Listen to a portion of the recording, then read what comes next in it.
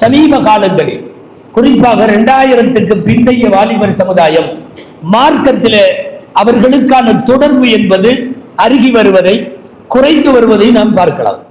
நிறைய பேர் வீட்டிலேயே சகரு பஜ்ரு எல்லாத்தையும் முடிச்சிருவாங்க.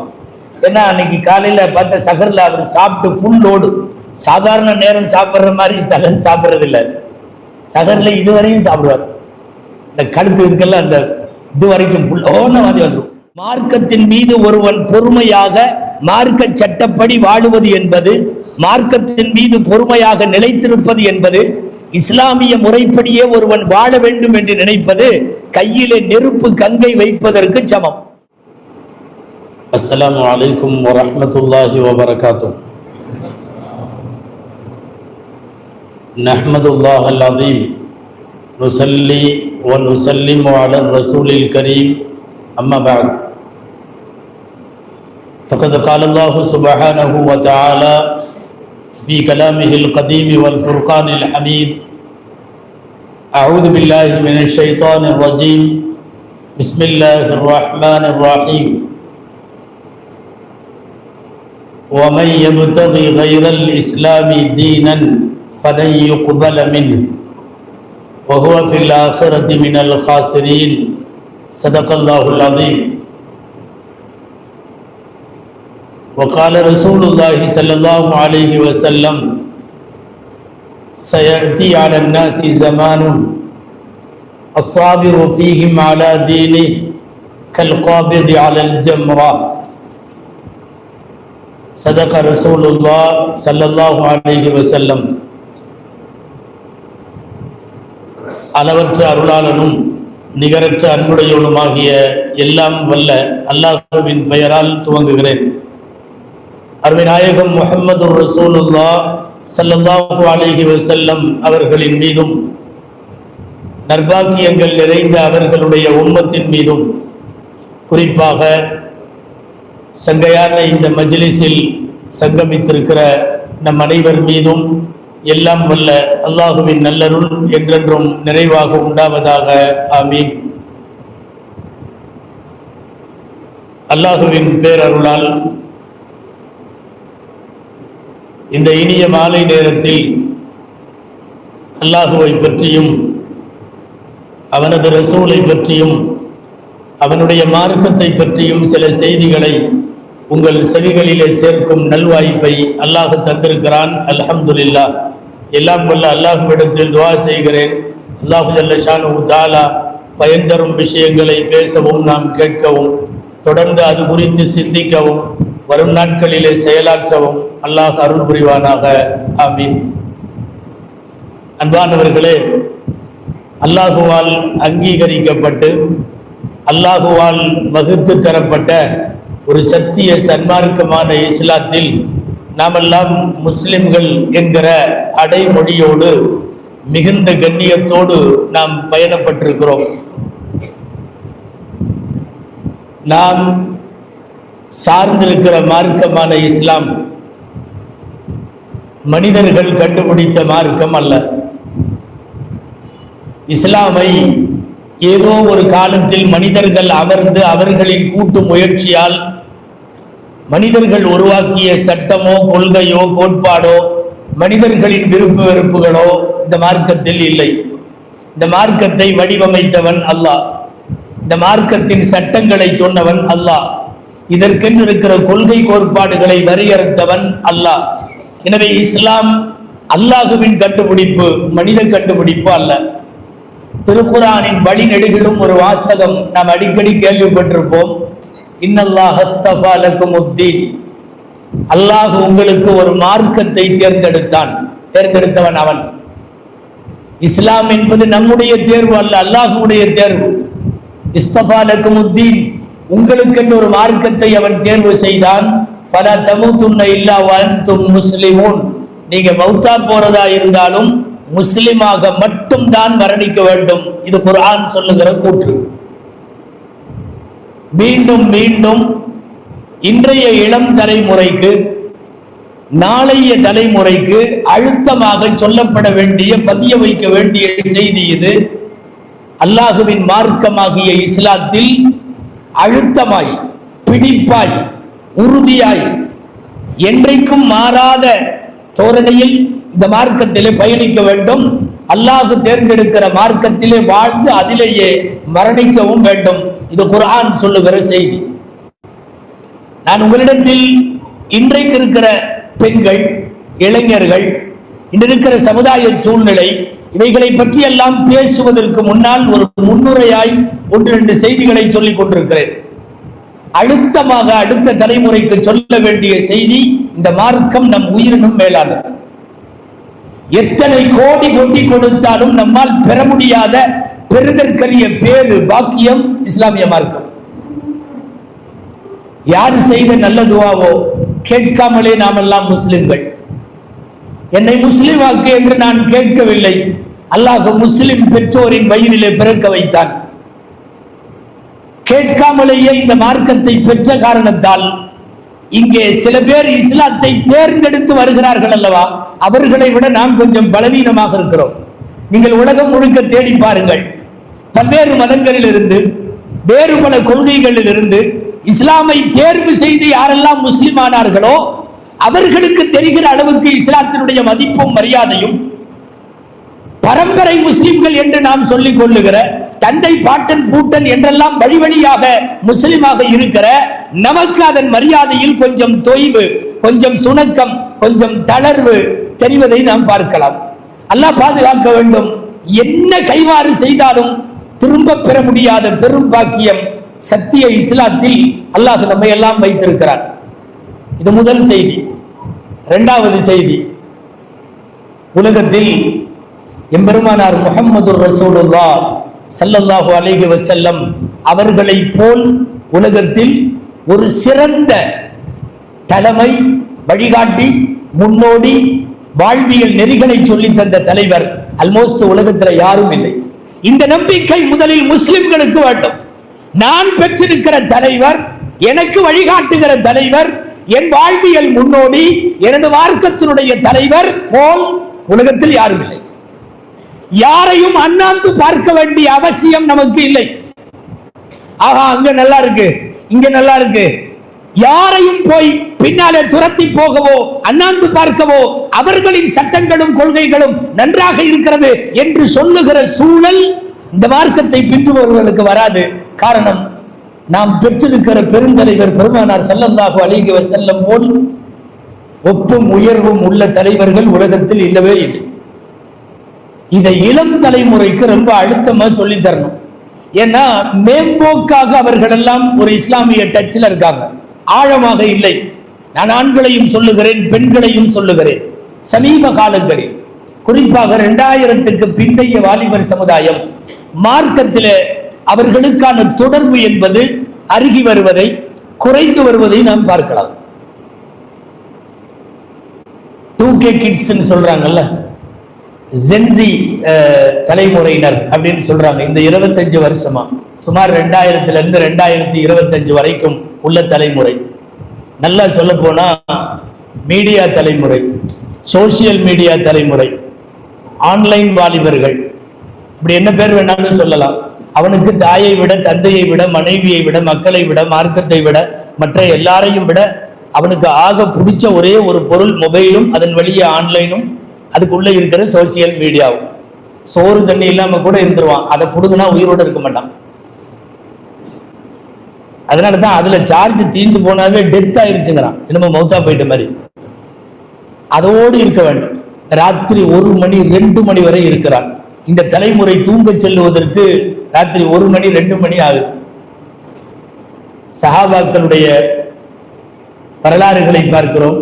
என் நினைவுக்கு வருகிறது சஹீஹுல் புகாரில ஒரு ஹதீஸ் என்ன தெரியுமா? பாபு நஹி அன் சம்ரத்தில் லைல், இரவு விழிப்பது தடை அப்படிங்கிற பாடத்துக்கு தலைப்பே அதுதான், இரவு விழிப்பது தடை. அதுல இமாம் புகாரி ரஹ்மத்துல்லாஹி அலைஹி அவர்கள் ஒரு ஹதீஸ் கொண்டு வர்றாங்க. கானன் நபியு ஸல்லல்லாஹு அலைஹி வஸல்லம் யக்ரஹு நௌம கப்லல் இஷாஇ வல் ஹதீஸ பஅதல் இஷா. ரசூலுல்லாஹ் ஸல்லல்லாஹு அலைஹி வஸல்லம் இஷாவுக்கு முன்னால் தூங்குவதையும் இஷாவுக்கு பின்னால் பேசிக் கொண்டிருப்பதையும் நாயகம் ஸல்லல்லாஹு அலைஹி வஸல்லம் வெறுத்தார்கள். பொதுவாகவே அந்த காலத்துல சஹாபாக்கள் காலத்துல மக்ரிப் தொழுதுட்டு சாப்பிடுவாங்க. மக்ரிப் தொழுதுட்டு சாப்பிட்டாங்கன்னா இஷா வரைக்கும் அப்படியே கட்டுப்படுத்துறதே கஷ்டம். ஏன்னா சாப்பிட்ட உடனே ஒரு ஒரு லோடு போட்டா, அதுலேயும் கொஞ்சம் ஓவர் லோடு போட்டா உடனே தூக்கம் வரும். அதனால அவங்க இஷா வரையும் அப்படியே தள்ளாடிட்டு இருப்பாங்க. இஷாவுக்கு முன்னாடி இஷாவை தொழுகாம தூங்கிறாங்க. கண்டிப்பா இஷாவை தொழுகணும் அப்படிங்கறதுக்காக இஷாவிற்கு முன் தூங்குவதை வெறுத்தார்கள். கண்டிப்பா சாப்பிட்ட ஒண்ணு தூக்கம் வரும் இல்லையா? ஒரு நல்ல எக்ஸாம்பிள் சொல்லலாம்னா சஹர் செஞ்சுட்டு ஃபஜ்ர் தொழுகிற மாதிரி. நம்மளுக்கு நிறைய பேர் வீட்லயே சஹர் ஃபஜ்ர் எல்லாத்தையும் முடிச்சிருவாங்க. ஏன்னா அன்னைக்கு காலையில பார்த்த சஹர்ல அவர் சாப்பிட்டு ஃபுல் லோடு, சாதாரண நேரம் சாப்பிட்ற மாதிரி சஹர் சாப்பிட்றது இல்லை. சஹர்ல இதுவரையும் சாப்பிடுவார். இந்த கழுத்து இருக்கல அந்த இது வரைக்கும் ஃபுல் ஓன வாந்தி வந்துடும். அந்த மாதிரி சாப்பிட்ட உடனே ஃபஜ்ர் தொழுகைக்கு சில பேர்லாம் பார்த்தீங்கன்னா ரோபோ மாதிரி வருவாங்க. சாப்பிட்டு தூங்கிறாத, இஷாவை தொழுதுட்டு தூங்கு. இந்த ஹதீஸ்ல அடுத்த வரி என்ன தெரியுமா? ஒல் ஹதீஸ பஅதல் இஷா, இஷாவுக்கு பின்னால் பேசி கொண்டிருப்பதை நாயகம் வெறுத்தார்கள்.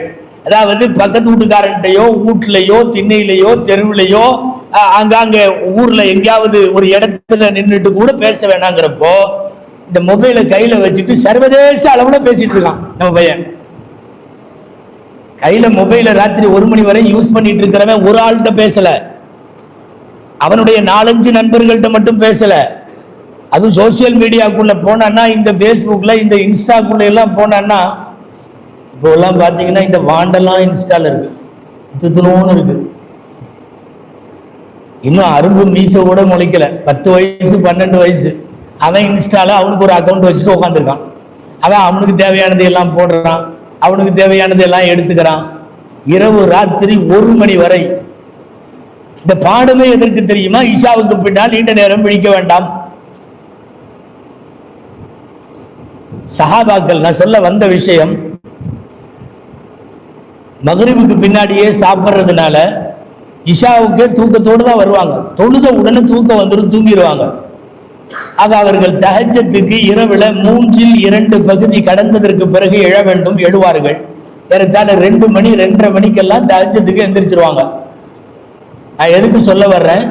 இந்த உம்மத்தினுடைய முந்தைய தலைமுறை எப்ப தூங்கி எந்திரிச்சாங்களோ அந்த டைம்ல தான் நாம இப்ப தூங்க போறோம். நம்ம பையன் தூங்க போறதே எத்தனை மணிக்கு? சஹாபாக்கள் தூங்கி எந்திரிச்ச நேரத்துல தான் இவன் தூங்க போறான். ஃபஜ்ர் தொழுகையில் நீங்கள் எத்தனை இளைஞர்களை பார்க்க முடிகிறது? உங்க ஊர் கல்பிட்டியில எப்படின்னு தெரியல, நான் இந்தியா சூழ்நிலையில சொல்றேன். வயசான வெள்ளத்தாடி பூரா ஃபஜ்ர்ல பார்க்கலாம், கொஞ்சம் குறைந்த வயசை வந்து பார்க்க முடியாது. காரணம், இவன் ராத்திரி 1 மணி 1:30 மணி வரையும் மீடியால உட்கார்ந்துருக்கிறான், சோசியல் மீடியால. அதை அப்படியே போட்டு பார்த்து பார்த்து இப்படியே தள்ளி தள்ளி தேய்ச்சி தேய்ச்சி என்னை விட்டுடா அப்பான்னு அது கெஞ்சி ஒரு கடைசியில அது மவுத்தா போயிடும். எது பூரா சார்ஜும் போயிரும்ல, சார்ஜ் போயிடும். இல்லைன்னா அவன் என்னமோ அந்த இது போட்டிருக்கானே ஜிபி என்னமோ இது, அதெல்லாம் போயிடும். போய் அது மவுத்தா போனோன்னா அதை தூக்கி பொட்டி அவன் படுத்து தூக்கிடுவான். அது இருந்தா இன்னும் கொஞ்சம் நேரம் இருப்பான். இளைய தலைமுறை, இன்றைய இளைய தலைமுறையை ஆன்லைன் தலைமுறை என்று சொல்லுகிறார்கள். ஆன்லைன் தலைமுறை அழுத்தமாக திரும்ப திரும்ப அவர்களுக்கு மார்க்க நெறிகளின்படி காலங்கள் மாறினாலும், நாகரீகம் என்ற பெயரிலே கோலங்கள் மாறினாலும், கண்டுபிடிப்புகள் என்ற பெயரிலே பல்வேறு நாசகார விஷயங்கள் வந்தாலும் மார்க்கத்திலே நிலைத்திருக்க வேண்டும் என்பதை இன்றைய வாலிப ஆண்களுக்கும் பருவம் எய்திய வாலிப பெண்களுக்கும் உரத்து சொல்ல வேண்டிய அவசியம் இந்த உம்மத்தில் உலமாக்களுக்கும் உமராக்களுக்கும் உண்டு. காலம் கெட்டு போய்தான் இருக்கும், காலமெல்லாம் நல்லா இருக்காது.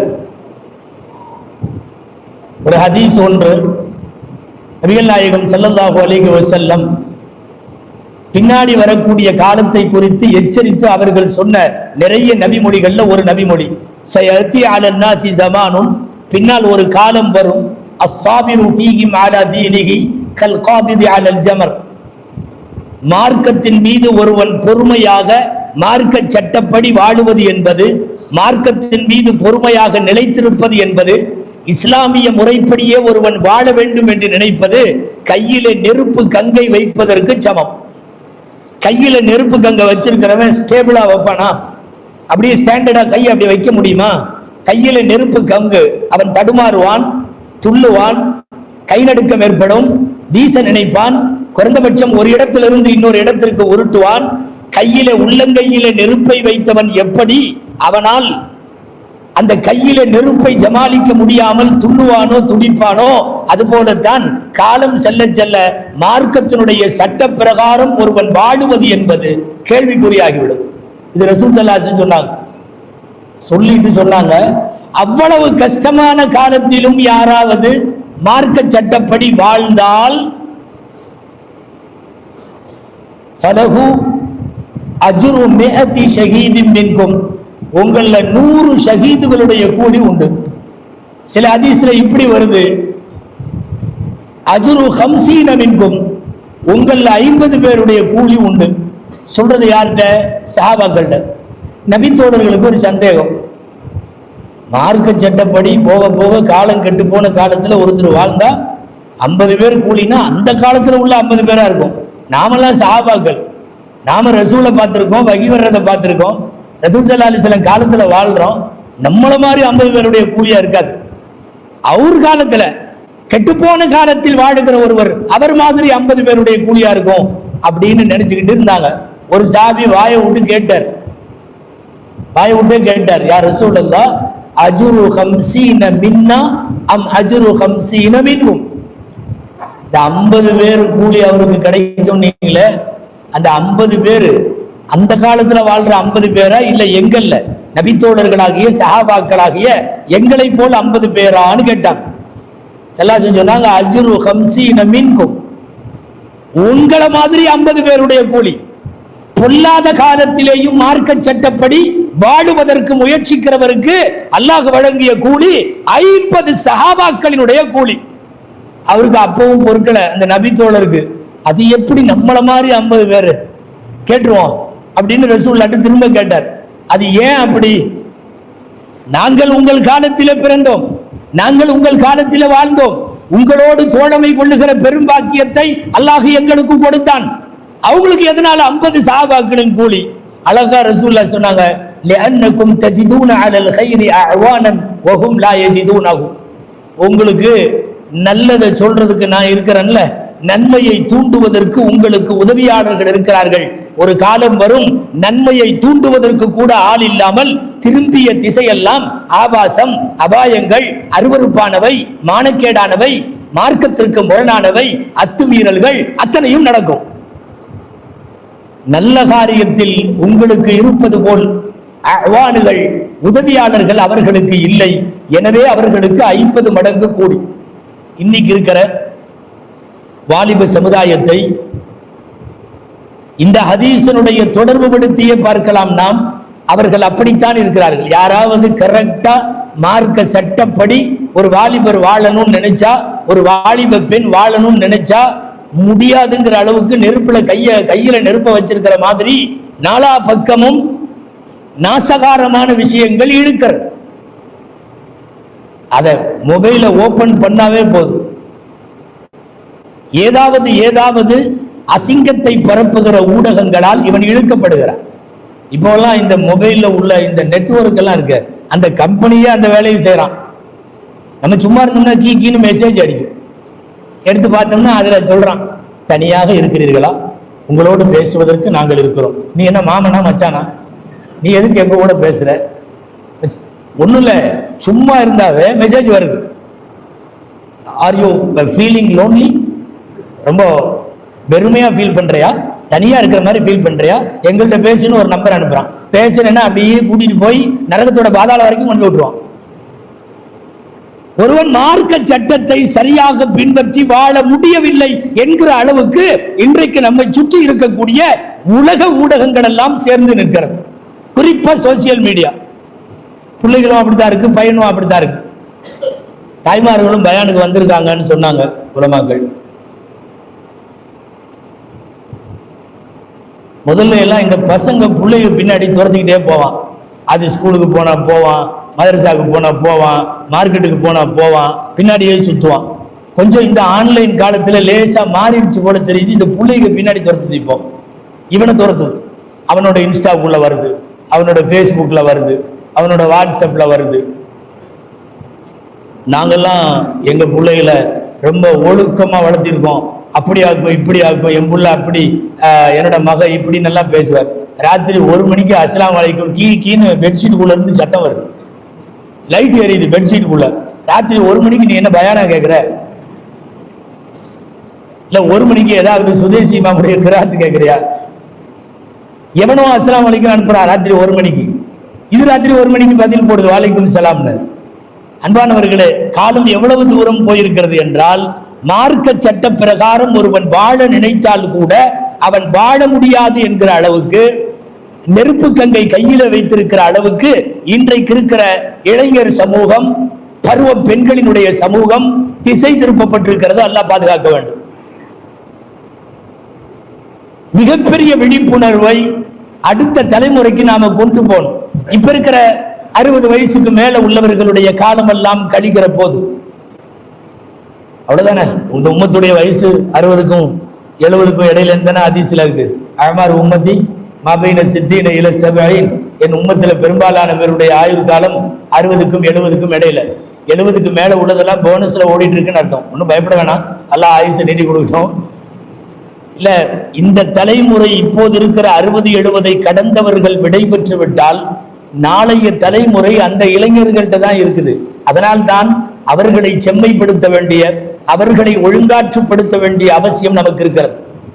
இன்னைக்கு வேணா நீங்க இருக்கிறவங்க தலைவர், செக்ரட்டரி, முத்தவள்ளி, அவரு இவரு எல்லாமே பணிப்பாளர், அது இது எல்லாம் இன்னைக்கு வயசானவங்க நம்ம இருக்கிறோம். நாளைய நம்முடைய பள்ளிவாசல்களின், நம்முடைய மதரசாக்களின், நம்முடைய மார்க்க அமைப்புகளுடைய தலைவர்கள் எல்லாமே அந்த வாலிபர்கள். நம்முடைய மஸ்ஜிதினுடைய செக்ரட்டரிகள் அந்த வாலிபர்கள். நம்முடைய சமுதாயத்தின் வாழ்வு தாழ்விற்கு பொறுப்பேற்கிற கடமையோடு பணியாற்ற வேண்டியவர்கள் எல்லாம் அதில் இருக்கிறார்கள். அதனால் மார்க்கத்தை அவர்களுக்கு உணர்வூட்டி அழுத்த பதிய வைக்க வேண்டிய பொறுப்பு நம் எல்லோருக்கும் உண்டு. ஆனால் இந்த காலம் கெட்டு போச்சுமாங்கல்ல, அது பொய்ங்கிற மாதிரி சொல்லுவாங்க. இல்ல, உண்மைதான். காலம் கெட்டு போயிருப்பதும் உண்மை. அப்துல்லாஹ் இப்னு மஸ்ஊத் ரலியல்லாஹு அன்ஹு அறிவிக்கிற ஒரு நபிமொழி. அவங்க சொல்றாங்க, சமிஅது மின் நபியிக்கும் அஸ்ஸாதிகி வல் மஸ்தூக், அல்லாஹ்வின் தூதராகிய உண்மை மட்டுமே பேசும் பெருமானார் சொல்ல நான் கேட்டேன். சொல்றது யாரு? நபித்தோழர் இப்னு மஸ்ஊத் ரலியல்லாஹு அன்ஹு. அவங்க சொல்றாங்க, லா யஅதி அலைக்கும் ஸமானுன் இல்லல்லதி பஅதஹு அஷர்ரு மின்ஹு.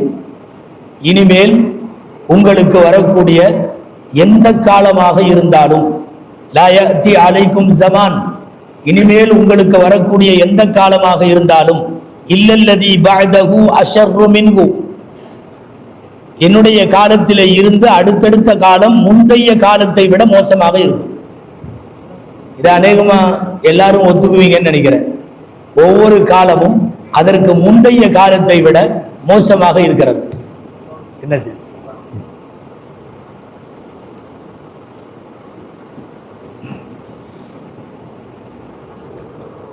தம்பி, மைக்கு தொண்டையை இழுக்குது, சரியில்லை. எந்த மைக்கு சரியில்லை, இதா அதான் தெரியலையே. இந்த மைக்கு எடுத்துங்க, எடுத்து நல்லா வச்சுங்க.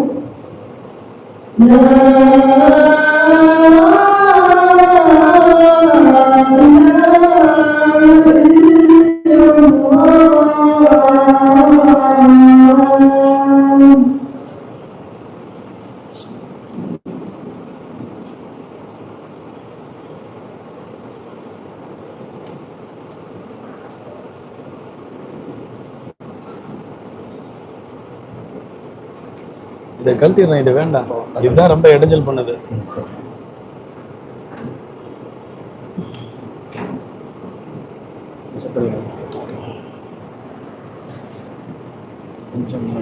கொஞ்சம் முன்னாடி போதும்.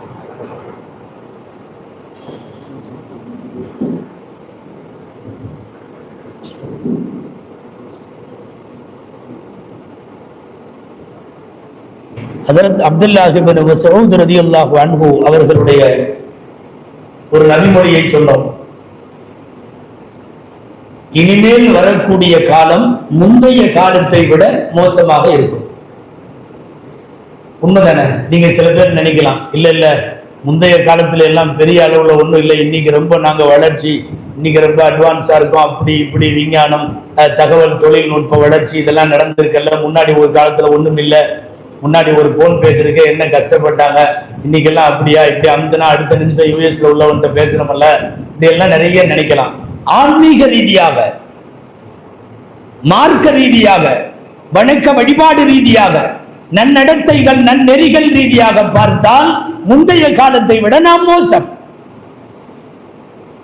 போன காலத்தை விட நாம மோசங்கிறதுக்கு வேற எந்த ஆதாரமும் தேவையில்லை. இந்த ஒரே ஒரு மொபைல் போதும்.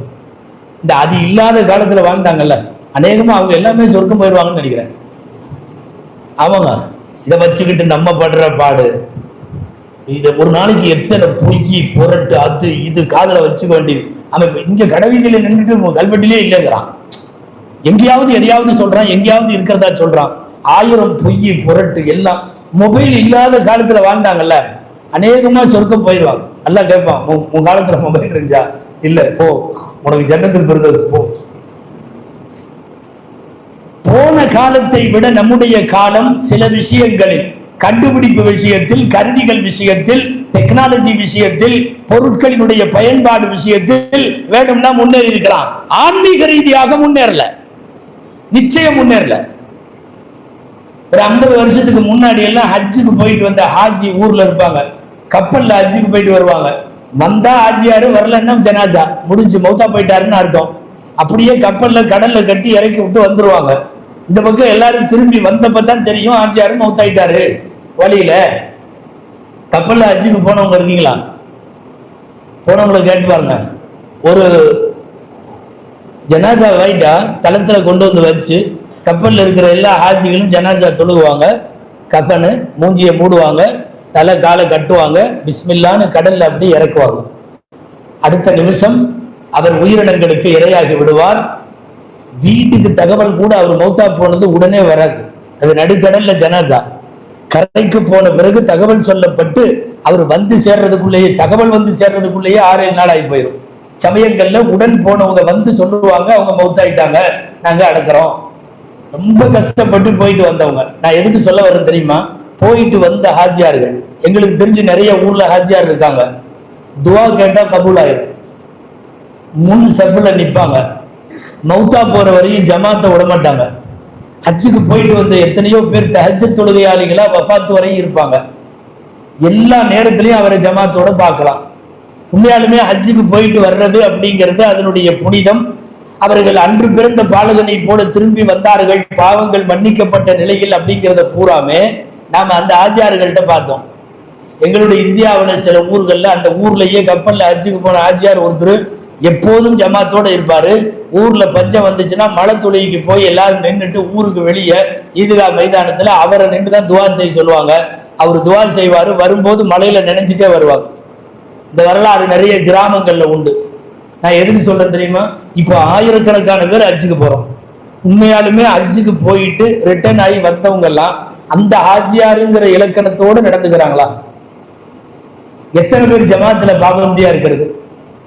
எத்தனை பேர் பள்ளிவாசல் தொடர்போடு இருக்கிறது? எத்தனை பேர் போயிட்டு வந்த பிறகு போறதுக்கு முன்னாடி உள்ள தவறுகளை எல்லாம் செய்யாம திருந்தி வாழ்றது எத்தனை பேர்? இல்ல. இப்போல்லாம் அடிக்கி பார்த்தா உம்ரா, திருமண ஆளுக்கான உம்ரா, ஒரு போன வாரம் உம்ரா, அடுத்த வாரம் உம்ரா, மாசம் உம்ரா, குடும்பத்தோட உம்ரா, இன்னும் எங்க போயிட்டாரு உம்ரா போயிட்டாரு. இத்தனை உம்ரா போறீங்களே, இத்தனை ஹஜ்ஜுக்கு போறீங்களே, பழைய ஹாஜிகளை போல நம்முடைய போன தலைமுறை, நம்முடைய வாப்பாவோட வாப்பாவோ அல்லது அவங்களுக்கு முன்னாடி உள்ளவங்க எல்லாம் ஹஜ்ஜுக்கு போயிட்டு வந்த போது ஏற்பட்ட ஆன்மீக பலம், அந்த வணக்க வழிபாடுகளின் தரம் இன்னைக்கு இருக்குதா? நிச்சயமா இல்லை. அண்ணலம் பெருமான் ஸல்லல்லாஹு அலைஹி வஸல்லமுடைய ஹதீஸ் எவ்வளவு தூரம் உண்மை? இனிமேல் வருகிற காலம் முந்தைய காலத்தை விட மோசமாக இருக்கும். போன தலைமுறை இளைஞர்களை போல இன்னைக்கு இல்ல. அவன் விளையாண்ட விளையாட்டு பூரா இன்னைக்கு உள்ளவன் விளையாடல. இன்னைக்கு உள்ளவன் எந்த விளையாட்டும் இல்ல, கையில அது மட்டும்தான் இருக்கு. நான் முன்னாடி சொன்ன மாதிரி அவன் திருந்தலான்னு நினைச்சாலும் அது விட மாட்டேங்குது. அவன் ஏதாவது கிராத்து கேட்கலான்னு சுதைசி அப்படின்னு கிராத்தை போடுவான், அங்க சுதான்னு ஒண்ணு குறுக்க வரும். அவன் போட்டது என்னமோ நல்லதுதான், அது வேற ஒண்ணு குறுக்க வரும். இவன் வேற என்னத்தையாவது பயானு அது இதுன்னு போட்டாலும் அது கூட நாலு சேர்ந்து வரும். அவன் அதையெல்லாம் விட்டு போட்டு எது வருதோ அதுக்குள்ள போயிடுவான். போனான்னா ராத்திரி 1:30 திருப்பி வருவான். இது ஆண்களுக்கும் பொருந்துகிறது, பெண்களுக்கும் பொருந்துகிறது. சமீப காலத்தில் முந்தைய காலத்தை விட மோசம். நல்லா அஜர்த்தி சின்ன வயசுக்காரங்களை எல்லாம் நல்லா திட்டுறாருன்னு நினைக்க வேணாம், வயசானவங்களும் தான். ஆண்டவனே கிளவியெல்லாம் யூடியூப் பாக்குது.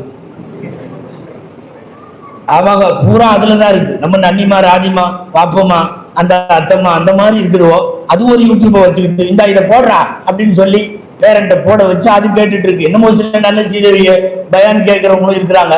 அந்த நாடகம், சினிமா, அது இது லொட்டு லொசுக்கு, இந்த பிக் பாஸ் மாதிரி உள்ள நிகழ்ச்சி அதெல்லாம் இருக்கா? இங்க இந்த நாட்டுல இருக்கா? நிறைய. எனக்கு என்ன தெரியுங்கிறாரு. அன்பானவர்களே, இப்படி காலத்தினுடைய கோலங்களால் கெட்டு போய்விட்ட இளைய தலைமுறையை மீட்டெடுக்க வேண்டியது பெரியது. ரொம்ப மோசம் என்ன தெரியுமா? இன்னைக்கு நம்ம பெண்கள், முஸ்லிம் பெண்கள் தன்னுடைய அழகை சோசியல் மீடியாவில் பகிர்வது, போட்டோவை பேஸ்புக்ல போடுறது, சிவி சிங்காரிச்சு அழகுபடுத்தி ட்ரெஸ் போட்டு நகை போட்டு எல்லாம் பண்ணி இப்படி ஒரு இது எடுத்து அப்படி உள்ள ஷேர் பண்ணி நான் எப்படி இருக்கேன்னு சொல்லுங்க. இது உருப்படுமா? இது இல்ல. நீ அழகா சேலை உடுத்தி எல்லாம் பண்ணி உன் வீட்டுல உள்ளவன்ட்ட காட்டு, உன் வாப்பா உம்மாட்ட காட்டு, கல்யாணம் ஆனவளா இருந்தா கணவன்கிட்ட காட்டு, நான் எப்படி இருக்கேன்னு அங்க கேளு. பப்ளிக் ஒப்பீனியன் கேட்கிறா நான் எப்படி இருக்கேன்னு. அப்ப இவளுக்கு பேர் என்ன? உண்மையாகவே தவறான பெண் தானே இது. இது நடத்தை சரியில்லாதவள் செய்கிற வேலை தானே. ஒரு பெண் தன்னை அலங்காரப்படுத்தி கொண்டு அடுத்தவனிடம் காட்டி நான் எப்படி இருக்கேன்னு சொல்லுங்க அப்படின்னு கேட்கிறான்னா அவ எந்த மாதிரி பொண்ணு?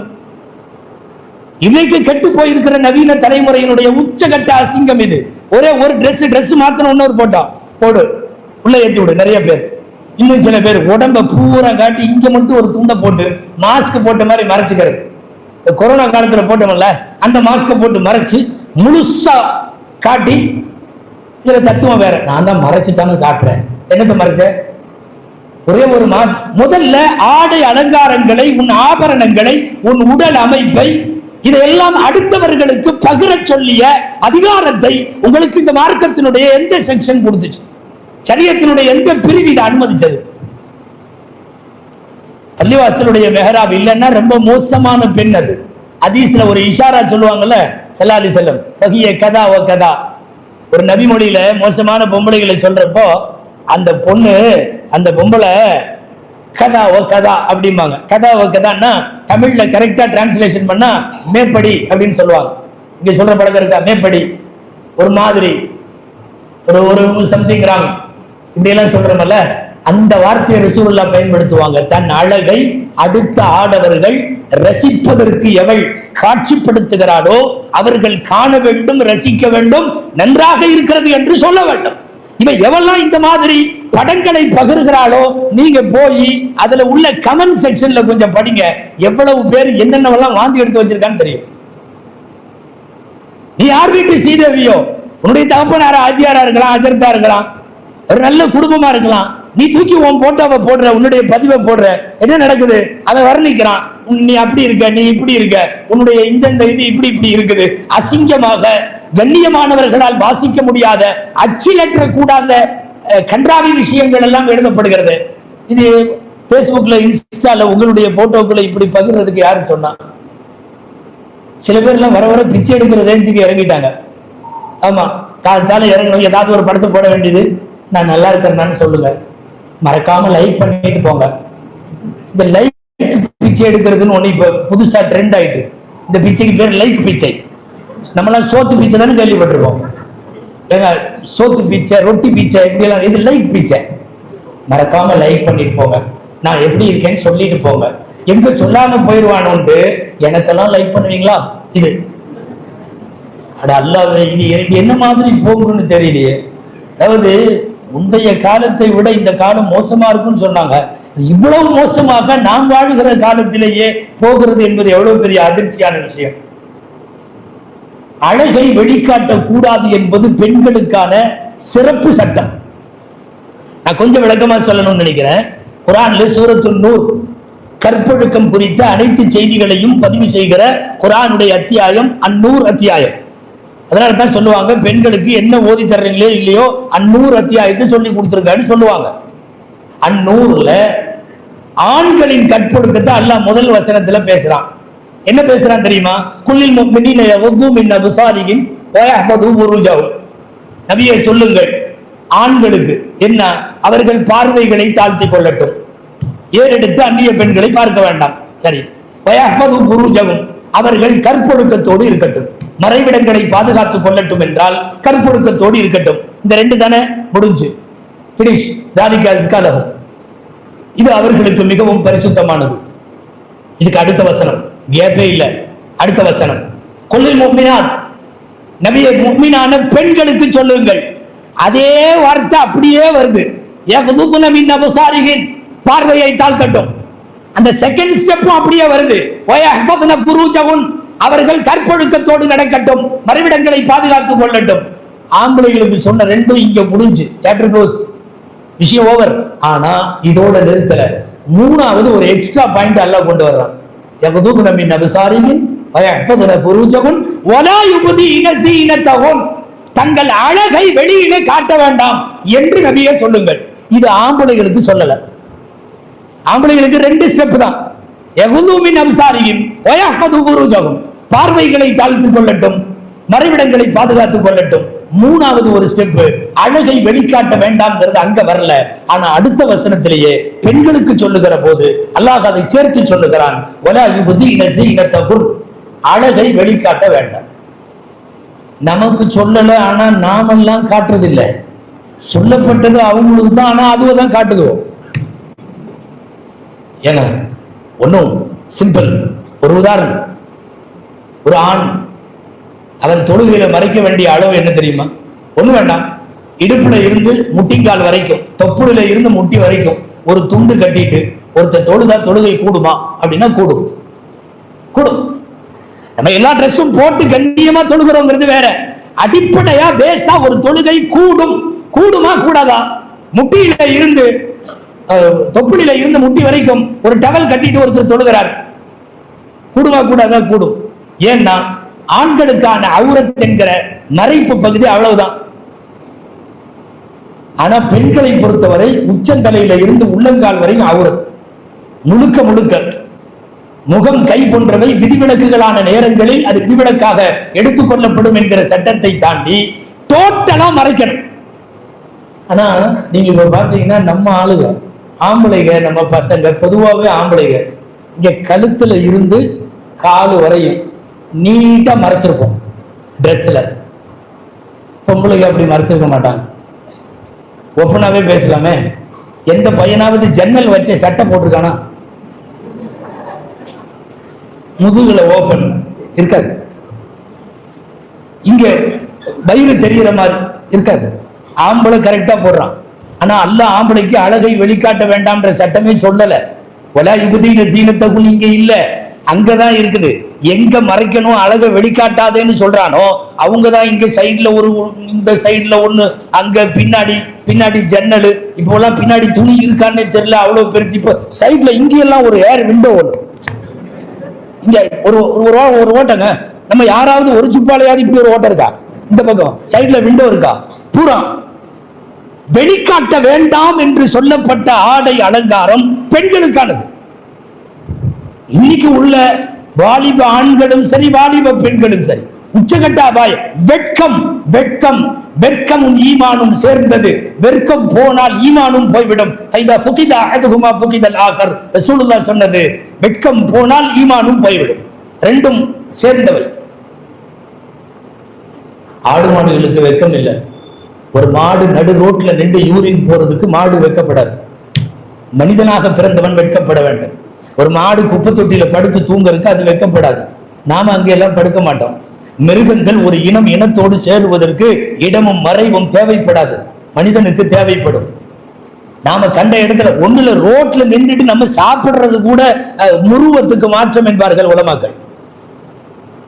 நடு ரோட்ல நின்று திங்கலாமான்னா, நல்ல சாட்சிகள் தேவைப்படுற இடத்துல ரோட்ல நின்றுட்டு தின்னுட்டு இருக்கிறவனோட சாட்சியை ஏத்துக்க வேணாம்னு சொல்லி நீதிபதிகளுக்கு பாடம் சொல்லுகிறது இஸ்லாம். மனிதநேயம் மிக்க மார்க்கம். வெட்கம் மிருகங்களுக்கு அல்லாஹ் வைக்கவில்லை, மனிதர்களுக்கு மாத்திரம் வைத்தான். அதிலே கூடுதலாக பெண்களுக்கு வைத்தான். ஆனால் இந்த 2000க்கு பிந்தைய வாலிப பெண்களில் பல பேர் தங்கள் அழகை அடுத்தவர்களுக்கு காட்டுவதற்கு இவ்வளவு தூரம் ஆர்வப்படுகிறார்கள் என்றால், போன காலத்தை விட இன்றைக்கு நாம் எவ்வளவு கெட்டு போயிருக்கிறோம் என்பதை புரிய முடியும். மிக தெளிவாக ஆடை விஷயங்களில் நபிகளாரினுடைய வரையறைகள் இருக்கிறது. 3 தடை தான். அளவை விட குட்டையான ஆடைகள் உடுத்த வேண்டாம், மிகவும் மென்மையான ஆடைகள் உடுத்த வேண்டாம், டைட்டான ஆடைகள் உடுத்த வேண்டாம், டைட்டா டிரெஸ் வேண்டாம். இந்த 3 தான் மிக முக்கியமான 3. அல்லா யகூன மலாபிசுஹுன்ன கஸீரா, குட்டையாக இருக்க வேண்டாம். வலா வஜ்ஜிகா, டைட்டாக இருக்க வேண்டாம். வலா ரகீகா, மெல்லிய ஆடை வேண்டாம். இது எதையெல்லாம் வானான்னு சொன்னாங்களோ அதை மட்டும்தான் இன்னைக்கு போடுறாங்க. ஆடைகளை எடுப்பதற்கு அனுமதி கொடுக்கிறவர்களை சொல்லுகிறேன்.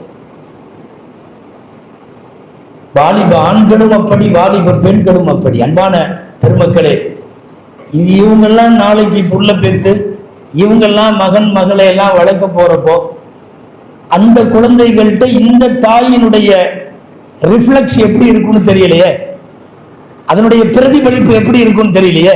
நீயே இப்படி வச்சுக்கிட்டு ரீல்ஸ் போட்டீங்கன்னா உன் பையன் பிள்ளையெல்லாம் எப்படி போடும்? குழந்தைகளுக்கும் தாயின் குணாதிசயத்திற்கும் ரொம்ப தொடர்பு. தந்தையின் குணத்தை விட தாயின் குணத்திற்கும் குழந்தையின் குணத்திற்கும் தொடர்பு அதிகம். தெரியாமையே பத்திக்கும். தாயிட்ட இருந்து சொல்லணும்னு அவசியம் இல்லை. ஒரு தாய் வந்து, எப்பா எனக்கு இதெல்லாம் பிடிக்காது, எனக்கு இதெல்லாம் பிடிக்கும் சொல்லவே வேணாம். உங்கள்ட்ட உள்ளதெல்லாம் ஆட்டோமேட்டிக்கா அங்க வந்துடும். அவங்களுக்கும் அது பிடிக்காது, அவங்களுக்கும் அது பிடிக்கும். தாயிடம் இருந்தான தாக்கம் என்பது யாரும் சொல்லித்தராமலேயே தொற்றிக்கொண்டுகிற அதீதமான தாக்குதல். அது உங்களுக்கு எல்லாத்துக்கும் தெரிஞ்ச செய்தி ஒண்ணு சொல்றேன், எல்லாத்துக்குமே தெரிஞ்சது. இப்ராஹிம் அலைஹிஸ்ஸலாமினுடைய மனைவி மகனை விட்டுட்டு அவங்க கிளம்பிட்டாங்க இல்லையா? எங்கங்க? மக்காவுல. மனைவி ஹாஜரா அம்மையார், குழந்தை இஸ்மாயில், ஒரு டப்பால பேரிச்சம்பழம், ஒரு கூஜால தண்ணி, ரெண்டையும் கொடுத்துட்டு வச்சு கொண்டு கிளம்பிட்டார். அது 2 நாளைக்கு தான் பத்தும். அந்த அம்மா கேட்டாங்கல்ல, எங்க போறீங்க? அல்லாஹ் அப்படி போக சொன்னானா எங்களை விட்டுட்டு? அல்லாஹு அமரக பிஹாதா, அல்லாஹ் உத்தரவிட்டானா? நான் அல்லாஹு அமரனி, ஆமா அல்லாஹ் உத்தரவிட்டான், உங்களை இங்க விட்டுட்டு போக சொன்னான். அந்த அம்மா என்னங்க சொன்னாங்க? நிறைய பயான்ல கேள்விப்பட்டிருப்பீங்க. ஃபைதன் லா யுதையுனா, அல்லாஹ் சொன்னான்னா செஞ்சிருங்க, அப்படியே செய்யுங்க, எங்களை அல்லாஹ் வீணாக்க மாட்டான். அவங்க விட்டாங்க, போனாங்க, வச்சாங்க, எல்லாம் முடிஞ்சு இதே வரலாற்றில் இதை அப்படியே நிறுத்துங்க. இங்க நிறுத்திட்டு கொஞ்சம் என் கூட வாங்க. பக்ரீத் அன்னைக்கு திரும்ப திரும்ப திரும்ப நம்ம கேள்விப்பட்டிருக்கிறோம்ல, பாறையில அறுப்பதற்கு மகனை படுக்க வைத்து கையில கத்தி, தீட்டப்பட்ட கத்தி, ஏற்கனவே 3 நாள் கடவுளை கன்ஃபார்ம் ஆயிருக்கு, எடுத்து அறுக்க போறப்போ பையன்கிட்ட ஒப்பீனியன் கேட்கிறாங்க. என்ன கேட்கிறாங்க? நான் இந்த மாதிரி அறுக்கிற மாதிரி கண்டிருக்கேன், இறைவனுடைய உத்தரவு, நான் என்ன செய்யட்டும்? ஃபந்தூர் மாதா தரா. அறுக்க போறவர்கிட்ட யார்கிட்டயாவது கேட்டா என்ன பதில் வரும்? சும்மா நம்ம எவனையாவது அறுக்கலாம் வேணாம், கூப்பிட்டு உன்னை அடிக்கிற மாதிரி நான் நினைக்கிறேன், அடிக்கட்டுமான்னா சொல்றதுக்குள்ள அவன் உன்னை அடிச்சிருவான். ஃபந்தூர் மாதா தரா கேட்கிறாங்க, ஒப்பீனியன் என்ன? குழந்தைகிட்ட என்ன ஒப்பீனியன் பதில் வந்தது தெரியுமா? யா அபதி ஃபஅல் மா துமர். உங்களுக்கு அல்லாஹ்ட்ட இருந்து உத்தரவு வந்திருந்தா அறுத்துருங்க. இது எங்க இருந்து வருது தெரியுமா? அவங்க அம்மாட்ட இருந்து வருது. அங்க நிறுத்துங்க. அங்க அவங்க அம்மா சொன்னாங்கல்ல, எங்களை விட்டுட்டு போறீங்களே, ஏன் போறீங்க? அல்லாஹ் உத்தரவிட்டால் நீங்க போங்க, அவன் பார்த்துக்குவான். அந்த தாயின் தாக்கம் தான் பாறையில படுத்திருக்கிற போது உயிர் போய் விடுகிற அபாயத்தில் அந்த குழந்தை சொல்லுகிறது, யா அபதி ஃபஅல் மா துமர் சதஜிதுனி இன்ஷாஅல்லாஹு மினஸ் சாபிரின். நான் பொறுமையா தான் இருப்பேன், ஆண்டவன் உத்தரவா இருந்தா நீங்க உத்தரவுப்படி கரெக்டா பண்ணுங்க. அதாவது தாய் சொல்லாமையே தாயின் தாக்கம் குழந்தையை தொற்றும். இன்னைக்கு இருக்கிற இந்த பேஸ்புக் பெண்களும் இன்ஸ்டா பெண்களும், அல்லாஹ் அக்பர், இதனுடைய அடுத்த தலைமுறை, இவர்களால் வளர்க்கப்படுகிற தலைமுறையை நினைச்சா பயமா இருக்கு. வயசானவங்க கூட இன்னும் கொஞ்ச நாளைக்கு யூடியூப் பார்த்து அவங்க மௌத்தா போயிருவாங்க. இன்னைக்கு எல்லாரும் குடும்ப பெண்கள் 40 வயசு 50 வயசு எல்லாம் மருதாணி போடுறதுல இருந்து, சமைக்கிறதுல இருந்து, தோசை சுடுறதுல இருந்து எல்லாத்தையும் யூடியூப் தான் இப்ப பெரிய உஸ்தாத். அந்த மாதிரி நல்லா தான் சமைச்சிட்டு இருக்குது. அது போட்டு நானும் யூடியூப்பை பார்த்து சமைக்கிறேன், எல்லாரும் சமைக்கிறாங்கன்னு சொல்லி நானும் பாயாசம் காய்ச்சிட்டு போறேன், பிஸ்மில்லான்னு ஆரம்பிச்சு யூடியூப்பை போட்டுவிட்டு 5 நிமிஷமா அதை ஓட விட்டு அடுப்படியிலேயே யூடியூப் அவன் எவனும் சொல்லிக்கிட்டே இருக்கிறான், இது பண்ணிக்கிட்டே இருக்குது. கடைசியில சாயந்தரம் 5 மணிக்கு களியை கிண்டி இறக்குது. களி தெரியுமா? இவர்களுடைய அத்தனையும் இன்றைக்கு மீடியாவா போயிடுச்சு, சோசியல் மீடியாவா போயிடுச்சு. மற்றவர்கள் கூட மற்றவற்றுக்காக பயன்படுத்துவதை தப்புன்னு சொல்லல, ஆனால் வாலிப ஆண்களும் வாலிப பெண்களும், இது ஸ்ரீலங்கா, இதனால நான் சொல்லியே ஆகணும். நீங்க வேணும்னா இணையதளத்துல போய் சர்ச் பண்ணி சர்ச் என்ஜின்ல இதை பாருங்க. அகில உலகம் முழுக்க ஆபாச படங்கள் எல்லாம் பதிவேற்றம் செய்யப்படுகிறது அல்லவா? மிகவும் மோசமான, வாயிலே சொல்வதற்கும் கண்ணிலே காண்பதற்கும் கூசுகிற ஆபாச காட்சிகள் அத்தனையும் வினாடிக்கு வினாடி பல லட்சம், 1000 எல்லாம் இல்ல, வினாடிக்கு வினாடி எவ்வரி செகண்ட் லட்சக்கணக்கில் பதிவேற்றம் ஆகுது இல்லையா? ஒரு அதிர்ச்சியான செய்தி என்ன தெரியுமா? உலகம் முழுக்க ஆபாச படங்களை பார்க்கிற நாடுகளின் பட்டியலில் முன்னணியில் இருக்கிறது 2 நாடு, ஒன்னு இந்தியா, இன்னொன்னு இலங்கை. பொய் சொல்லல நான், இது பள்ளிவாசல் மெஹராப். நீங்க போய் பாருங்க, இணையதளத்துல சர்ச் பண்ணுங்க.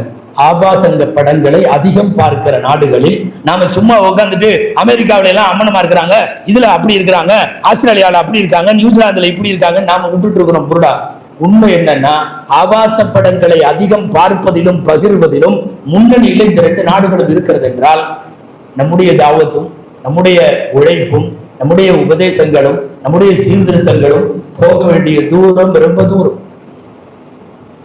நான் பெண்களை மட்டும் மையப்படுத்தி பேசவில்லை, வாலிபர்களையும் சேர்த்து சொல்லுகிறேன். அதாவது ஒரு நேரத்தில் இஸ்லாமிய வாலிபர்கள்னா பெருமை பெருமை, அல்லாஹ் அக்பர். துடிக்க துடிக்க அடித்து நொறுக்கப்பட்ட பிலால் ரலியல்லாஹு அன்ஹு வாலிபர். மதீனா முழுக்க முஸ்லிம்களாக்கி ரசூலுல்லாஹ் உள்ள வர்றப்பவே அவ்வளவு முஸ்லிம்களை வாசல்ல கொண்டு வந்து நிறுத்தினவங்களுக்கு பேரு முஸ்அப் இப்னு உமைர் ரலியல்லாஹு அன்ஹு. ரசூலுல்லாஹ் இன்னும் மதீனாவுக்கு போல, இப்பதான் போறாங்க. அவ்வளவு பேர் முஸ்லிம்கள் வந்து நின்றாங்க வரவேற்கிறதுக்கு. தலா அல் பத்ரு அலைனா மின் தனியாத்தில் வதா பாட்டு பாடி வரவேற்றாங்கல்ல. யார் முஸ்லிம் ஆகுனா? அவங்கள முஸ்அப் இப்னு உமைர். எல்லாம் வாலிபர்கள். கபாப் ரலியல்லாஹு அன்ஹு வாலிபர். உமர் ரலியல்லாஹு அன்ஹு இஸ்லாத்துக்கு வர்றப்ப 26 வயசு, 26 வயசு வாலிபர். ஒட்டுமொத்த முஸ்லிம் சமுதாயத்தினுடைய வீரியமும் எழுச்சியும் எப்போது தெரிய வந்தது? உமர் ரலியல்லாஹு அன்ஹு இஸ்லாத்திலே சேர்ந்த போது. சேர்ந்த கையோட நேரா வந்து காபால நின்றுட்டு சொன்னாங்க, கத்தாபுடைய மகனாகிய உமர், நான் இஸ்லாத்தை ஏற்றுக்கொண்டேன். என்னை எதிர்க்கணும்னா, நான் மதீனா போறதை தடுக்கணும்னா எந்தெந்த அம்மாவுக்கெல்லாம் புள்ள வேணாமோ அவெல்லாம் வா வா என் கூட ஒத்தைக்கு ஒத்த வா பார்க்கலாம் வா. துணிந்து மக்காவிலே பேசுகிற கூவுகிற தைரியமும் அந்த அபாரமான இஸ்லாமிய ஈமானிய தினமும் மருதி அல்லாஹ் பண்ணுக்கு இருந்தது. இன்னைக்கு நம்ம வாலிபர்களை பூரா போய் மதுக்கடையில சில பேர்த்த தொழாவ வேண்டியதா இருக்கு, சொல்றதுக்கே கூச்சமா இருக்கு. மதுக்கடையில சில பேர் நிக்கிறான், சில பேர் கஞ்சா பாக்கெட்டோட சுத்துறான், சில பேர் எங்கேயாவது பிரிட்ஜுக்கு கீழே இப்படி இப்படின்னு நிக்கிறான், கையில என்னத்தையோ தேய்க்கிறான், ரேகையெல்லாம் அழிச்சு போயிட மாட்டேங்குது. போதையின் பிடியில வாலிப சமுதாயம். இந்த நாடு எப்படின்னு தெரியல. குல்லு முஸ்கிரின் ஹராம் கலிலுஹு வ கஸீருஹு ஹராம். எல்லா போதையும் ஹராம், கம்மியா இருந்தாலும் ஹராம், கூடுதலா இருந்தாலும் ஹராம். நல்ல வேளை ரசூலுல்லாஹ் இந்த வார்த்தையை சொன்னாங்க, கம்மியா இருந்தாலும் ஹராம் கூடுதலா இருந்தாலும் ஹராம்னு சொன்னது நல்லதா போச்சு. இல்லைன்னா இவன் பாட்டுல ஒரு 1/4 கிளாஸ் மட்டும் குடிக்கட்டுமா, ஒரு லெவல் ஏறாத அளவுக்கு, போதை ஏறாத அளவுக்கு குடிக்கட்டுமாம்மா. இந்த வார்த்தை இருந்ததுனால இன்னைக்கு ஒரு ஸ்பூன் குடிச்சாலும் ஹராம், ஒரு டியூஸ்பூன் மது ஹராம். ஏன்னா இவன் அந்த அளவுகோடுலாம் இல்லைன்னா பிரச்சனை ஆயிடும். சில பேர் எல்லாம் 10-15 வருஷம் குடியாரனா இருப்பான், அவன் ஒரு ஃபுல் அடிச்சாலும் தைரியமா நிற்பான், ஸ்ட்ராங்கா நிற்பான். புது குடியாரனா இருப்பான், அவனுக்கு அந்த கால்வாசி, அது பேர் என்ன, கோட்ரு, ஒரு கோட்ரு அடிச்சாவே அவன் ஆட ஆரம்பிச்சிருவான். நம்ம நிலைமை பாரு, கோட்ரு ஆஃப் ஃபுல்லுன்னு எல்லாம் பேச வேண்டியது. பூரா போதையின் பிடியில், கஞ்சாவின் பிடியில், மருந்துகளின் பிடியில், ஊசிகளின் பிடியில். முதல்ல எல்லாம் இந்த ஹார்ட் பேஷண்ட்டுக்கு திடீர்னு உயிர் போயிருமோ என்னமோட்டு நாக்கு கடியில வைக்கிறதுக்கு ஒரு மாத்திரை கொடுப்பாங்கல்ல, அப்படி வச்சுட்டா உடனடியா அட்டாக் வராதுன்னு. இப்ப அவன் அதுலயும் வந்துட்டான், நாக்கு கீழே வச்சுக்கிறான், பிஸ்மில்லான்னு ஒரு ரவுண்டா அவன் என்னமோ வச்சிருக்கான். காலையில காலேஜ்ல கிளாஸுக்குள்ள போறப்ப போட்டுருவான், எந்த அட்டாக்கும் வராது. பாத்தியாரெல்லாம் 2ஆ தெரிவார், பாடமும் 2ஆ தெரியும். அதாவது போதையினுடைய நிழல் கூட நமக்கு ஹராம், அந்த பக்கமே நகரக்கூடாது. மது ஹராமாக்கப்படுவதற்கு முன்னால், போதையெல்லாம் ஹராமாக்கப்படுவதற்கு முன்னால் வாலிபர்கள் கவனிக்கணும்.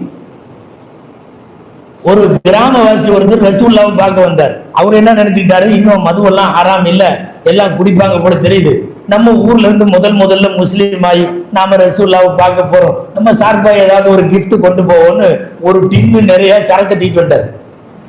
சரக்குன்னா புரியுதா, மது ஒரு டின்னு நிறைய. யாருக்கு? அல்லாஹ்வின் தூதருக்கு இவருடைய அன்பளிப்பா கொடுக்கறதுக்காக. நம்ம பொதுவா இப்போ யாராவது ஆளையும் பார்க்க வர்றாங்க, நம்ம ஊர்ல இருந்து நல்ல இதானே கிடைக்கும், அதை கொடுப்போம் அப்படின்னு சொல்லி கொண்டு, அந்த மாதிரி அவர் நம்ம ஊர்ல இருந்து ஹை லெவல் சரக்கு தான் எடுத்துட்டு வந்தார். டின்னோட இறங்கிருச்சு. அவர் புதுசா முஸ்லீம் ஆனவர். இங்க வந்த பிறகு விசாரிச்சா மதுவெல்லாம் நிரந்தர ஹராம் ஆயிடுச்சு. நைட்டு பகல் தொழுகிற நேரம் அல்லாத நேரம் 24 hours முழுக்க ஹராம்னு கேள்விப்பட்டார். பயத்தோட கொண்டு வந்து டின்ன வச்சுட்டார். சல்லாசு கேட்டாங்க, என்ன எங்க ஊர்ல கிடைக்கும், கொஞ்சம் ஹை குவாலிட்டி அப்படின்னு அவரோட பாணியில சொன்னார். சல்லல்லாஹு அலைஹி வஸல்லம் அப்பதான் சொன்னாங்க, இன்னல்லாஹ ஹர்ரமல் கம்ர ஹுர்மத்தன் முஅப்பதா, நிரந்தர ஹராமாக அல்லாஹ் ஹராமாக்கிட்டான் அப்படின்னு சொன்னாங்க. அவருக்கு மூஞ்சியெல்லாம் சின்னதா போச்சு.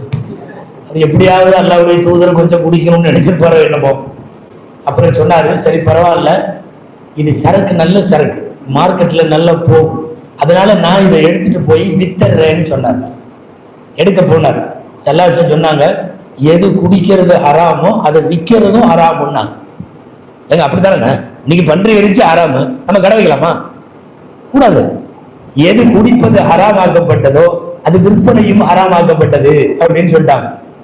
அவருக்கு ரொம்ப இதா போச்சு, வருத்தமா. சொல்லாம குடிக்க மாட்டேங்கிறாங்க, நல்லா வித்தரலான்னா விலை கிடைக்கும்னா அதுவும் முடியாதுங்கிறாங்க. சரி பரவாயில்ல சொன்னாரு, எனக்கு யகூதிகள் சில பேர் இங்க நண்பர்கள் இருக்கிறான் இதே ஊர்ல மதீனால, அவங்களுக்கு நான் அன்பளிப்பா கொடுத்துறேன். முஸ்லீமுக்கு கொடுக்க முடியாது, ஹராம. யூதர்கள் இருக்கிறான், அவன் யூதர்கள் அன்பளிப்பு கிஃப்ட் கொடுத்துறேன் நான். சல்லாசி சொன்னாங்க, எதை குடிக்கிறது ஹராமோ அதை அன்பளிப்பு செய்யறதும் ஹராம். இப்போ நாம பன்றி இறைச்சி ஹராமு, அதனால வேற ஒரு மாற்று சமயத்தவருக்கு 1 கிலோ வாங்கி கொடுப்போமா அன்பளிப்பா?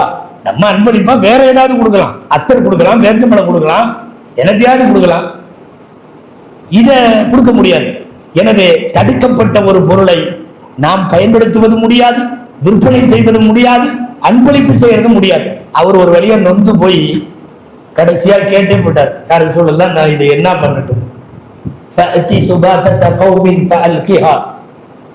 ஊர்ல பெரிய குப்பை தொட்டி இருக்குல்ல, சுபாத்தத்தை கவும்னா ஊர்லயே பெரிய குப்பை தொட்டின்னு ஒண்ணு இருக்கும்ல, லாஸ்டா ஊர் குப்பையெல்லாம் கொண்டு வந்து கொட்டுவாங்கல்ல, அதுக்கு பேரு. அதை சொன்னாங்க, அங்க போய் இதை ஊத்தி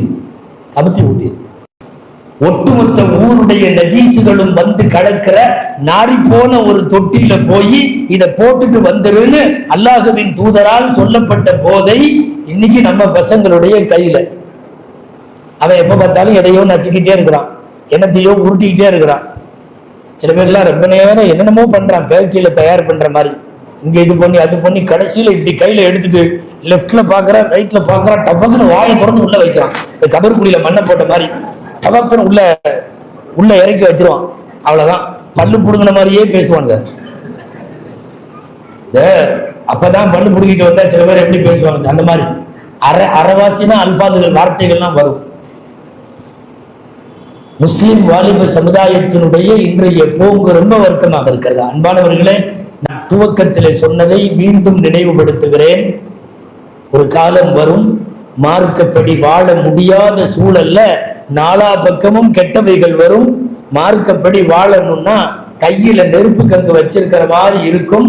அந்த நேரத்திலும் மார்க்கப்படி வாழ்ந்தால் சஹாபாக்களின் கூலி கிடைக்கும். இன்னொரு விஷயம் முன்னாலே சொன்னது, முந்தைய காலத்தை விட அடுத்த காலம் மோசமாகவே இருக்கும்.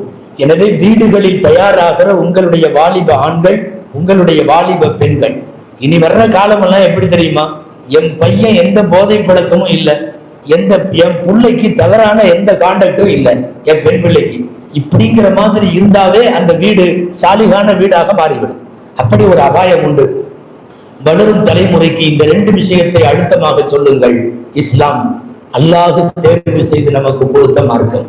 இரண்டாவது விஷயம், உலகத்தில் அழகான வழிகாட்டுதல் வழங்கிய பெருமானார் ஸல்லல்லாஹு அலைஹி வஸல்லம் அவர்களை போல் ஒப்பாரும் மிக்காரும் உள்ள ஒரு தலைமை கூட இந்த உலகத்தில் கிடையாது. அப்படிப்பட்ட அழகிய முன்மாதிரியை எந்த காலத்திலும் அழுத்தமான பிடிவாதத்தோடு பின்பற்றி வாழ வேண்டும். நியத்து வையுங்கள். வாலிப பெண்கள் மீதும் வாலிப ஆண்கள் மீதும் நம்முடைய கவனத்தை செலுத்த வேண்டிய ஒரு முக்கியமான காலகட்டம். அல்லாஹ் ஜல்ல ஷானஹு தஆலா இன்றைய வளரும் தலைமுறை ஆண்களையும் பெண்களையும் மார்க்க சட்ட பிரகாரம் அவர்கள் வாழ்வதற்கும், இஸ்லாமிய பற்றோடு வாழ்வதற்கும், இஸ்லாமிய நெறிகளை பின்பற்றி வாழ்வதற்கும், மௌத்தாகும் வரை அவர்கள் முஸ்லிமாக இஸ்லாமிய ஈர்ப்புள்ளவர்களாக இருந்து வாழ்வதற்கும் அல்லாஹ் தௌஃபீக் செய்வானாக என்கிற துஆவோடு நல்ல வாய்ப்பை இங்கு ஏற்படுத்தி தந்த இந்த பகுதியை சார்ந்த உலமா பெருமக்கள், இந்த மஸ்ஜிதினுடைய சங்கைக்குரிய நிர்வாக பெருமக்கள் உள்ளிட்ட அனைவருக்கும், பங்கேற்றவர்கள் எல்லோருக்கும் ஜஸாக்குமுல்லாஹு கைரா என்கிற துஆவோடு நிறைவு செய்கிறேன். வஆகிரு தஅவானா அல்ஹம்துலில்லாஹி ரப்பில் ஆலமீன். அஸ்ஸலாமு அலைக்கும் வரஹ்மத்துல்லாஹி வபரகாத்துஹு.